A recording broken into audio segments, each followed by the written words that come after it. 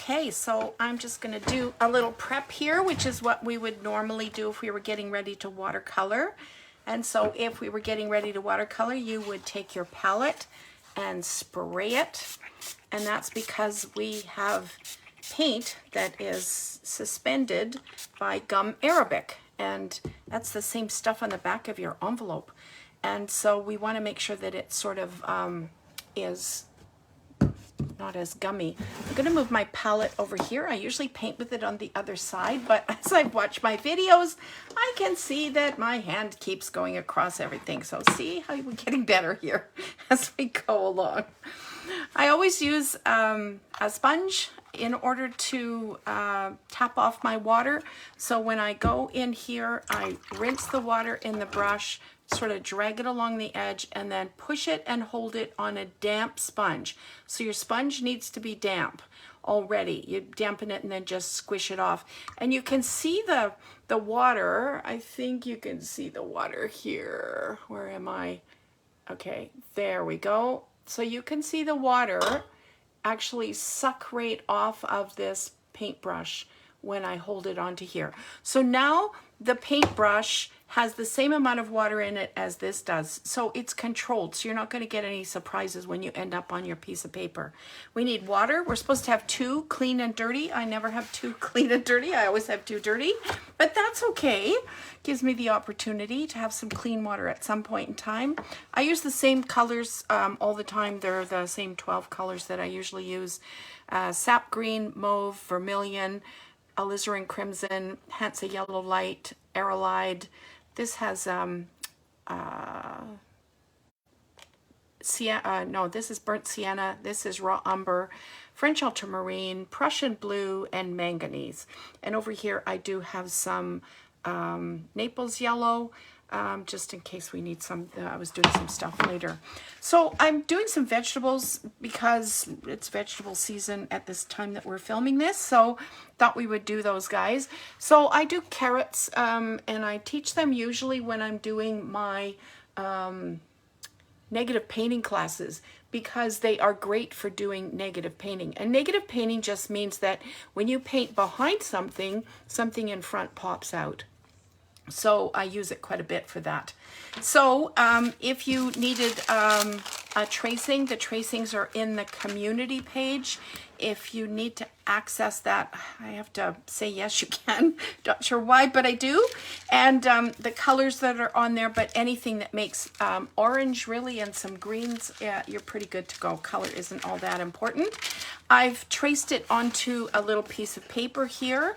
This was our original that we started out with here, and that's the carrots. And then we're doing the red pepper not till October the 2nd. So this guy here, August 28th, we're doing, I think, corn next time in a couple of weeks. And so that's what this is here. In case you don't know, and that's why we're here doing this stuff, if you need to figure out how to get a pattern onto a piece of paper, you can either put this on and you can buy transfer paper, and then you would slip the transfer paper. I have some here. I'm just going to show you how I do that, just in case. So this is my transfer paper. It all looks like carbon paper. From those of us who typed back in the day, don't use that.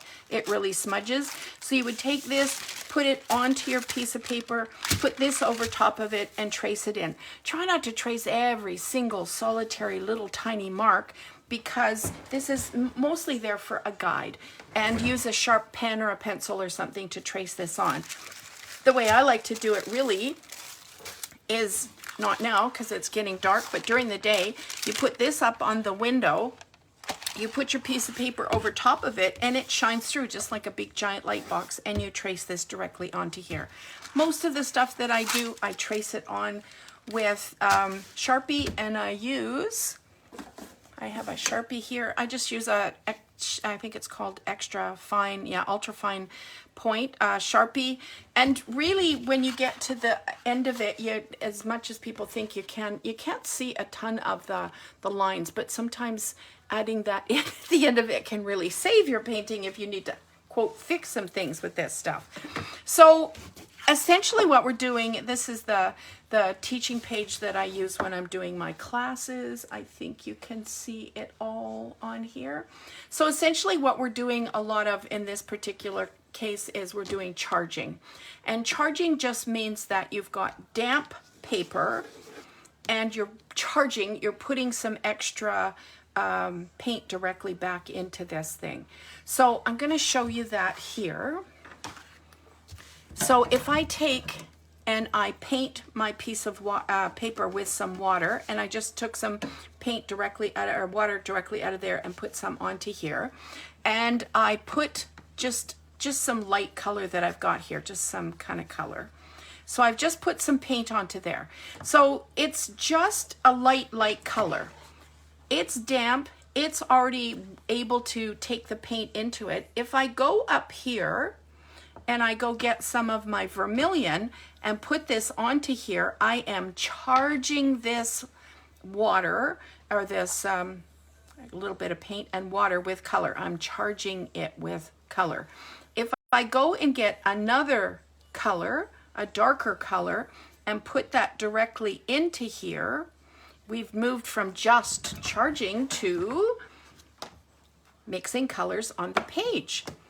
If I go and take a lighter color, and usually you're best off to start with the lighter color, so this is the Hansa yellow, and if I put that onto here, and if I put that onto here, because these colors still mix around and change and have different colors into them when they blend together, and it's one of the few mediums that actually does this, and it does it on its own.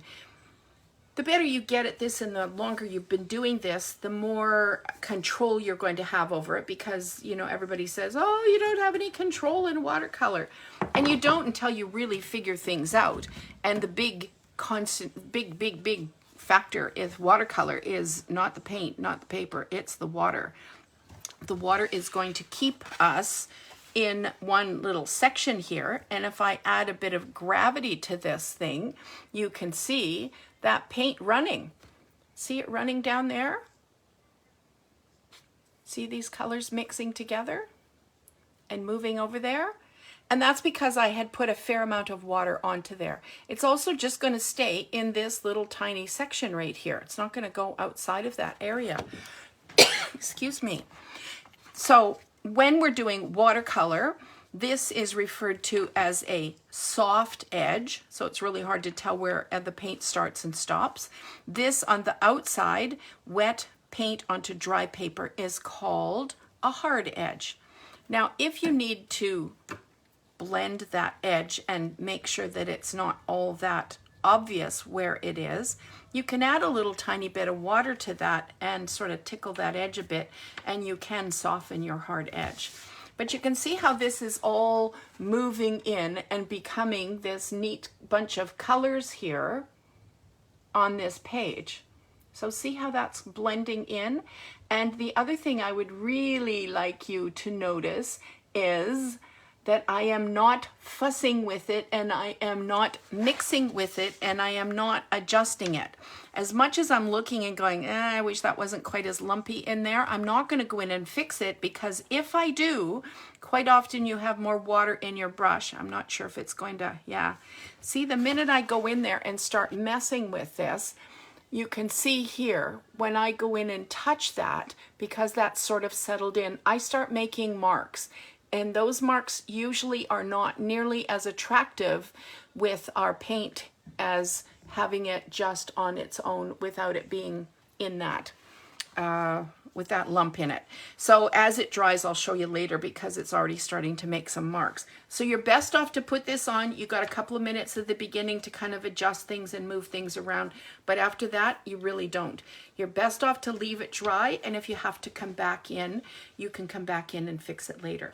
So those are kind of the skills that we're going to use today, are essentially charging and mixing on the page in order to get these in. Because if you've ever seen carrots, they're not all orange or all the same orange, and actually they have some funky, cool, really neat colored carrots that you can get, heritage carrots or whatever, that are purple and light white and all that sort of stuff. So they don't all have to be the same color.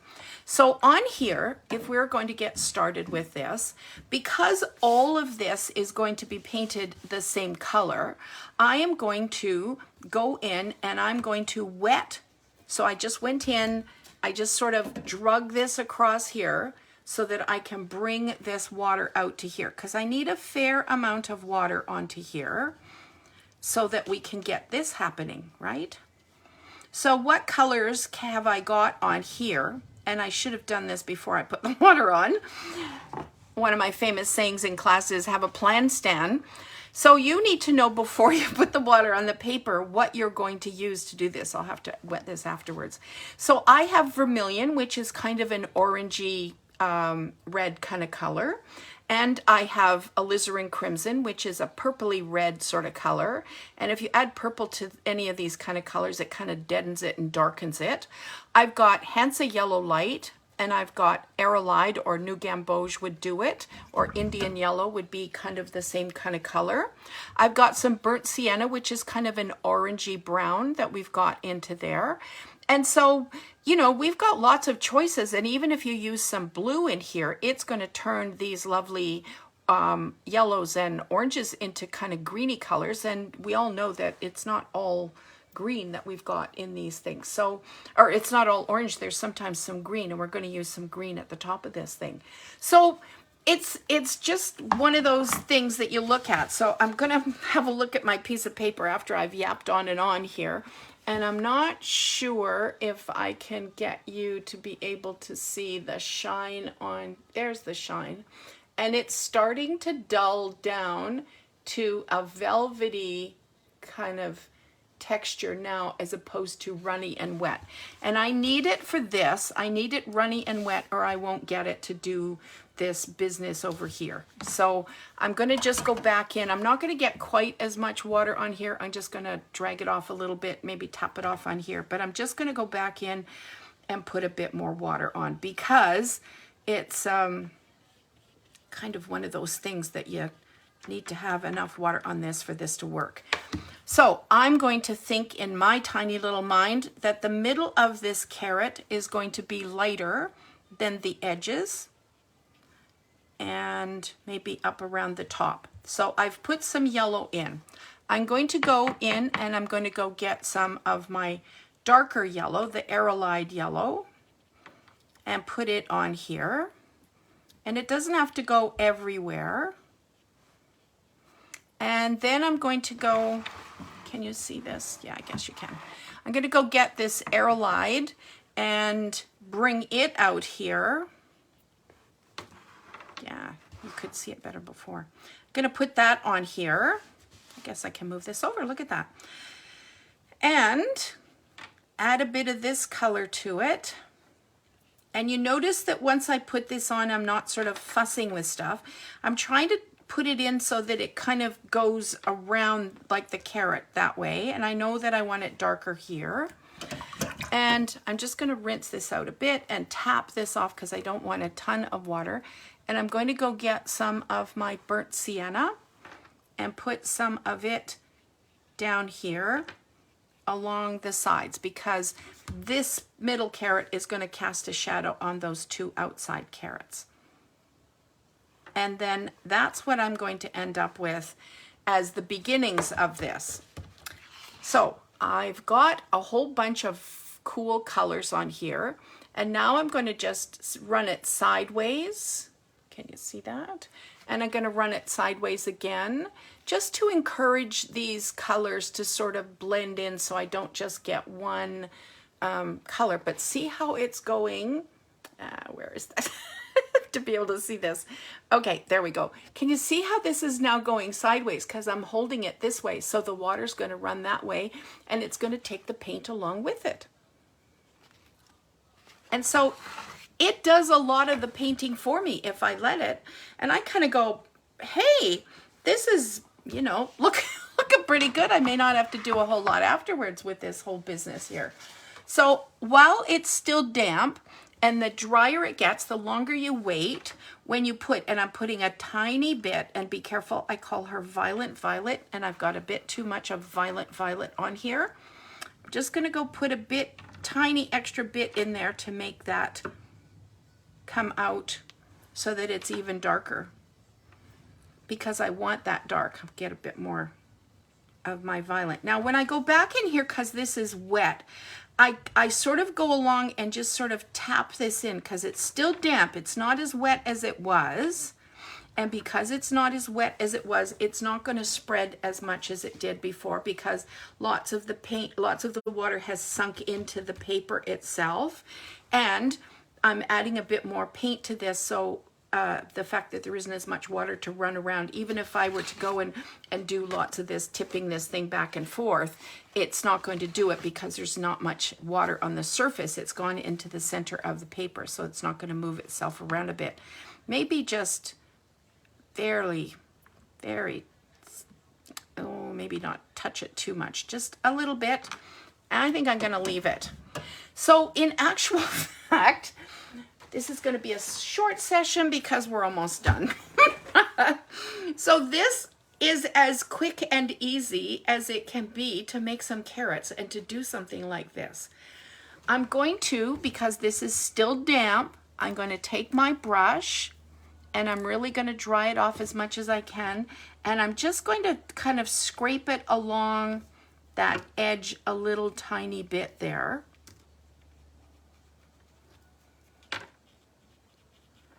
Because it's still damp. If it's not damp, you kind of have lost your moment. So this, all this does is it's called lifting. And all I'm doing is I'm taking, and sometimes you do need to take a piece of like paper towel and really dry it off if you really want to scrape this off.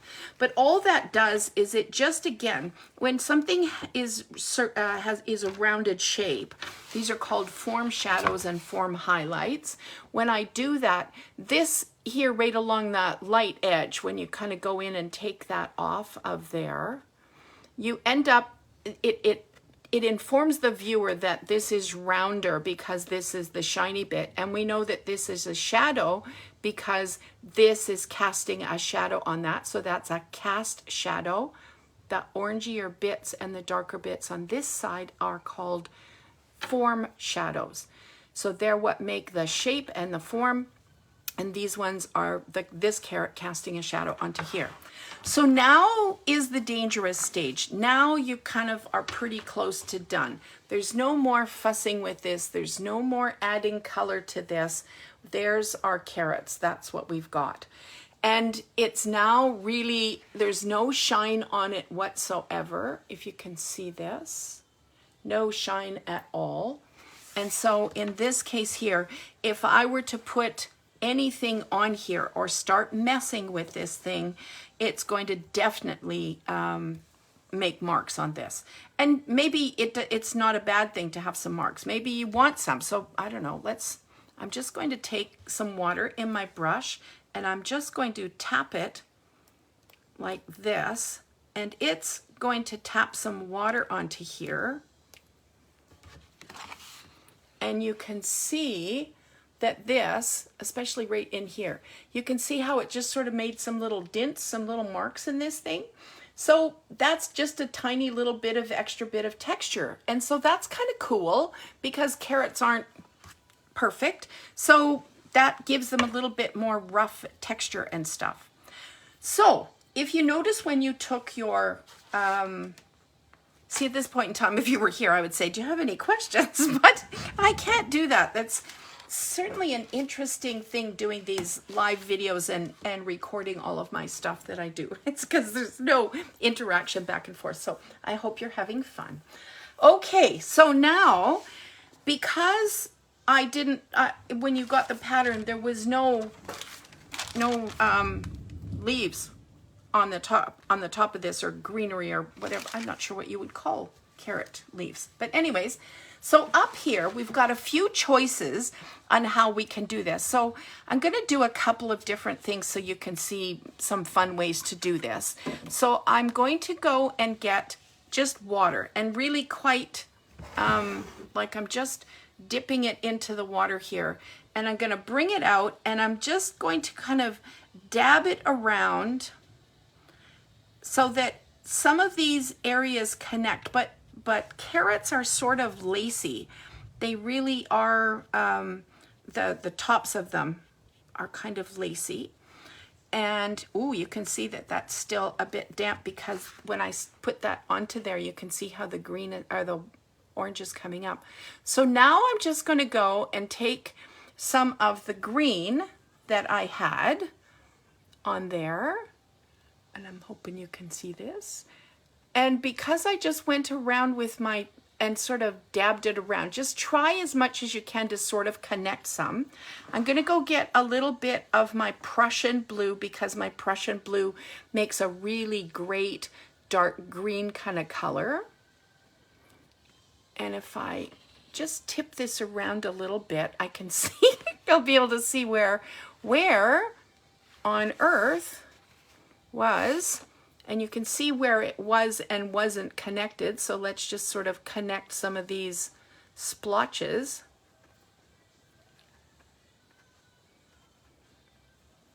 Right? So there we've got the beginnings of just sort of, one thing us humans are kind of dreadful at is random.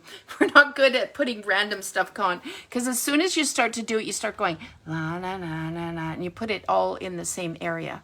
So I'm getting a little tiny bit of my Hansa yellow, and I'm just going to tap some in here. And you notice I'm not stroking a lot. I'm not moving this stuff around. I'm just going to add some color.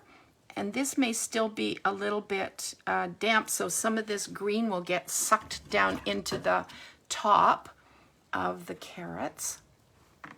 And that kind of connects them a bit. And again, I'm just lightly going around and touching this.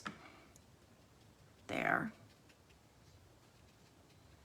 And look at that. We've got these cool. And they're going to be different in absolutely every single one you do. I mean, there's the one that I had for the demo. It's different.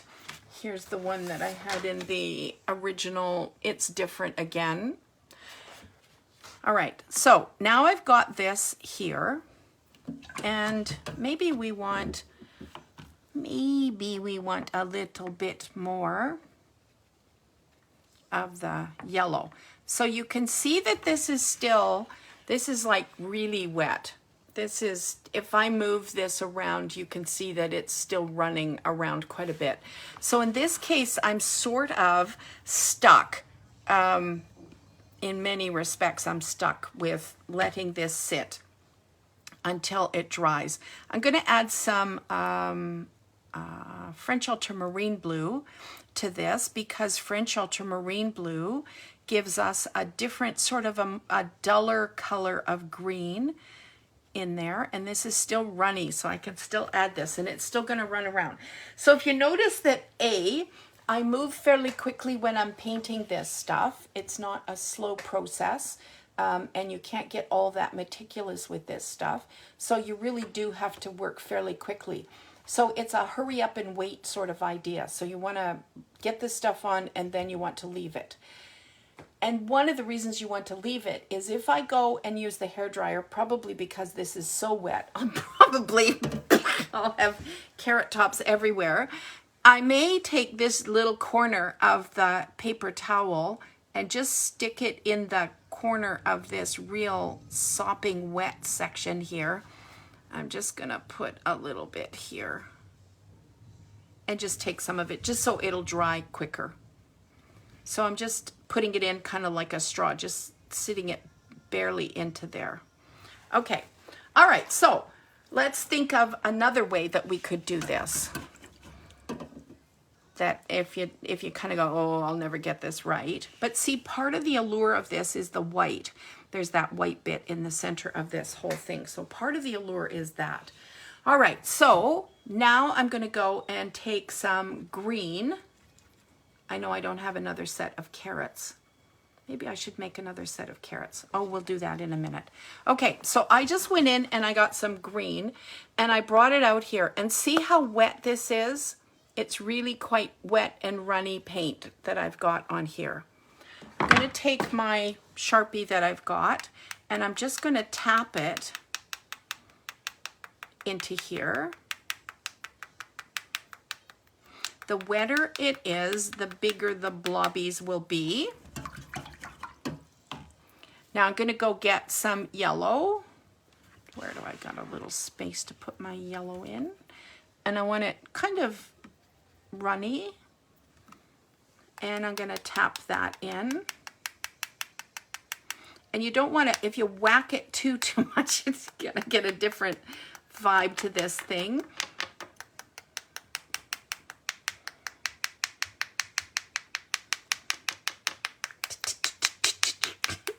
Drumming lessons. So there we go with that. And let's see. Oh, let's get some of our Aerolide. Put some of that in there. And if you don't want it all over your house or on your glasses or all over the place, you can take and just kind of, you know, mark it off so that you won't get stuff everywhere sort of thing, and it'll kind of control it a little bit. But this is probably one of the messier things that you can do with watercolor. All right, and let's go get some of our FUB, French Ultramarine Blue, FUB, and I'm going to tap that in.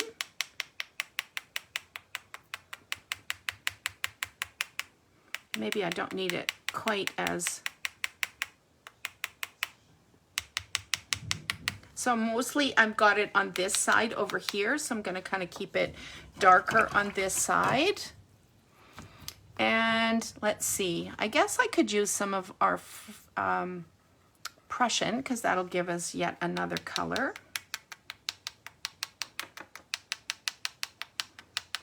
Are we having fun yet?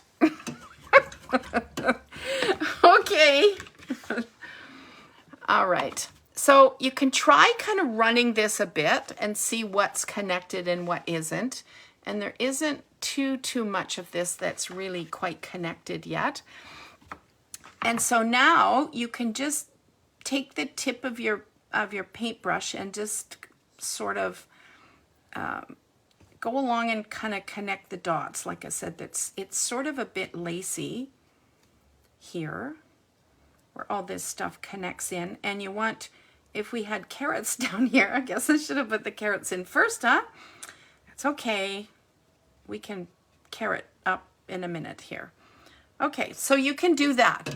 And then you're going to end up with a different, kind of a different look, but you'll end up with sort of a lacy thing. And just, you know, just take your brush and just barely tap those together, and they'd be happy to join and share and party with each other and make new colors and all of that stuff. So see, that's just, we're just kind of going along with that. So that's kind of a little more spontaneous idea, right?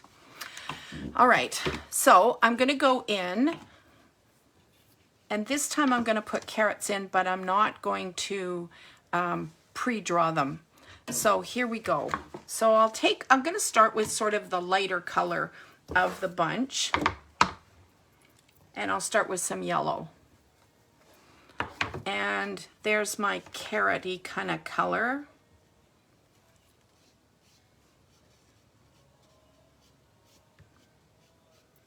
There we go. Got lots of green on the top of these carrots.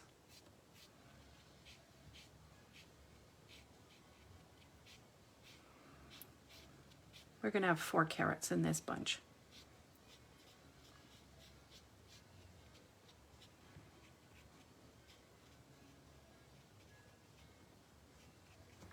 All right. And so because we got quite a bit of green up there, I'm just going to put some of our vermilion on here in some places.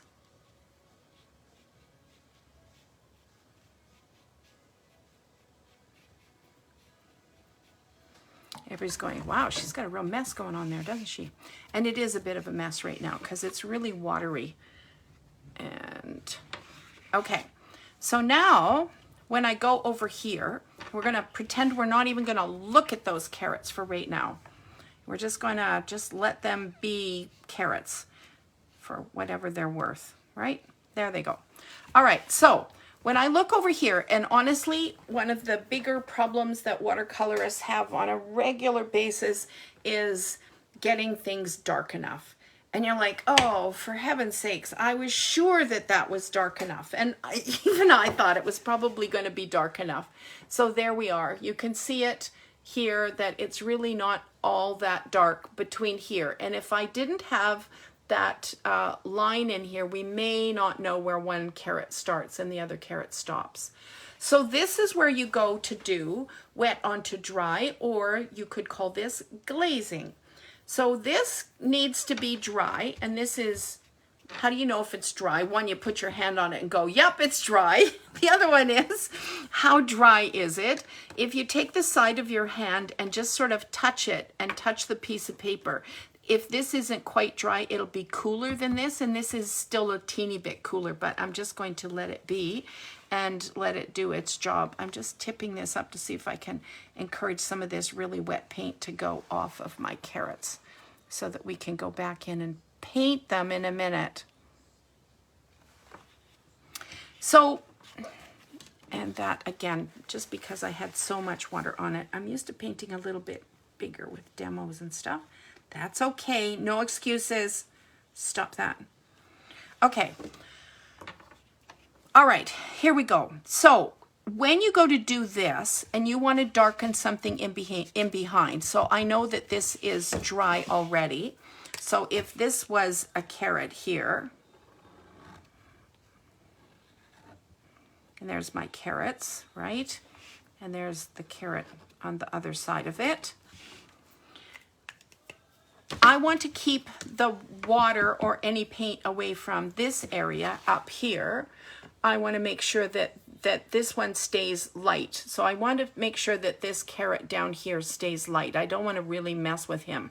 I just want to get these two darker behind it. So the choices are, and when you've already got paint on something, it's easier to do this. So I'm going to go get a little bit of my burnt sienna, and I'm just bringing it over here to this mess that I had over here, and I'm adding a tiny bit of, oh, see, I just barely touched it. Look how dark that is. Ay, ay, ay, violet. I'm washing that out and drying off my brush, and now I'm just going to take this. So now I have a dry brush with a bit of water in it, and I'm going to go back over here and pick this up, and I won't have hardly any on it at all. Now I'm coming over here and just painting this into the background. So see, all of a sudden, this carrot gets pushed to the back because I added this cast shadow onto here. Now, in some respects, this isn't a bad thing. It might have a hard edge on it, but if you don't like it, you take a damp brush that I had just gone in and tapped it off on my sponge, and you just soften this edge a little bit. And now you're not going to see that hard edge on there, and it'll be hard to see where you started and where you stopped. And so on here, this looks like it could get even darker. So I'm going to go back in and pick up a tiny bit more paint and just tap that into that little edge right there like that, and a little bit in there. So again, honestly, as much as you think you've got it dark, getting the darks dark enough on watercolor can be really quite a challenge in many, many respects. So I'm going to go over here again. So the other option, and this is working and it's not working a bit just because it's still a tiny bit damp, but that's okay. These are all just practice things anyways. So now what I would do is, if I wanted to make sure I didn't get that hard edge, is I can go in here and I'm just going to lightly brush this whole area, and be careful because this pigment underneath here it's already starting to sort of move a bit. And so I've got my violet. See, should have done that ahead of time. There's my violet, and I'll just go along and tap that into the background here. And you can see that when I do that, as opposed to getting the really hard edge that we got when we did it over here that I had to go back into, because there was already water on that edge, this really, see how that's just sort of coming out and it's hard to see, you know, kind of where it starts and stops, but it's a bit more jaggedy, which, you know, for carrots, maybe that's not a bad thing. But all of a sudden, these carrots are kind of 2D, right? They're looking pretty cool that we've got these ones in front and these ones in behind. And that was done with the fact that this one is going to be lighter because it's in front. And I went back in after this dried. So I keep saying to everybody, when you're doing this stuff and you think, oh, if you get to that point where you think, oh, if I mess with this anymore, I'm going to end up in trouble, you're best off to just let it dry. And I would have probably let it dry even a bit more than it is right now, but we're doing a demo, time is of the essence. So I would go back in and put it back in there. You have more, that's how you have some control over watercolor, is you really realize how wet and dry and where you're putting the water and all that kind of stuff. So this makes it easier. All right, let's see what we got going on over here. This is kind of dry. It's not as dry as I would like it. Let's see, is this dry? Yeah, it's raining outside and it's really damp today, so nothing is really drying all that much. So in this case, this is almost dry again. If you wanted to add a bit more texture to these, what are those? Leaves. I know I'm to the same thought. What do they call those? They must be leaves. What else could they be? They're the green stuff at the top, right? All right, here we go. I'm getting a bit of green and I'm going to make it lighter, and I should have gotten the yellow first and not gone into my light yellow. I know. Luckily, you can't say anything. I can't even hear you if you're telling me. All right, so now that this is dry, when I go and tap this much the same as that, when I go tap that in now, this will just sort of sit on the top and blend in a bit more, and I won't get as much definition of those things as I did before. And this is still too wet, so it's still not doing its job. So you want to make sure that it's good and dry before you get in there and do that craziness sort of thing. All right, let's see if I can make this work here. All right, well, it's pretty wet in there. So because it's still wet, I'm going to take advantage of that. I dried off my brush and I'm looking at these shapes and saying, okay, where are my carrots? Well, there's one carrot there, one there, one there, and one there. And I get to decide, as opposed to when we put this in, I had already chosen which one was going to be in the front and the back. And in this case, I get to choose which one I'm going to do in the front. And because this is still damp, I'm just going to go in and I'm going to take my brush and I'm going to put this carrot in front because I've lightened it. And now I'm going to go over here on this side and I'm going to make this carrot in front.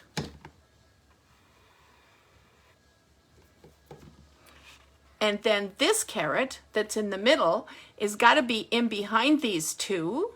And I could have chosen to do it any way I wanted it, just kind of the way the paint fell. And in this case, I think I'm going to put, I think I'm going to put this carrot in front. So already by just doing that, I have picked out of this mass of paint that has gone in and made these lovely blends for me. Now I'm going to take and go get some dark colors. So this is sort of like negative painting. And I'm getting some of the dark, the burnt sienna and a bit of my vermilion. So I've now got a browny orangey color, like the technical terms, huh? And I'm going to go in here And I'm going to paint this in behind here. And this is really quite wet. So this would not be exactly how we would be doing it if it was dry. It wouldn't be spreading quite as much.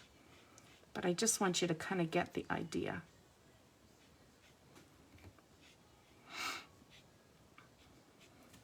So there. And this isn't really working at all because it's dry. So, short of me going to the bathroom and drying this with a hairdryer, which I don't like doing, but there we go.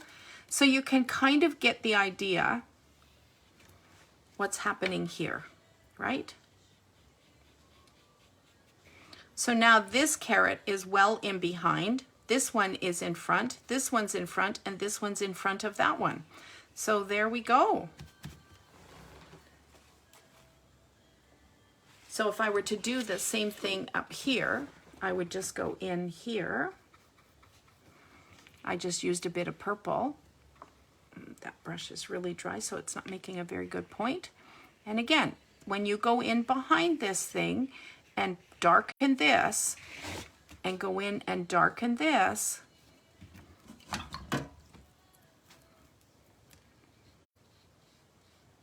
and then just sort of blend that edge in a little bit, all of a sudden you have carrots that are sitting out one in front of the other. And this is just a technique with carrots, but there's lots of other things that you can do this with, that it's just sort of one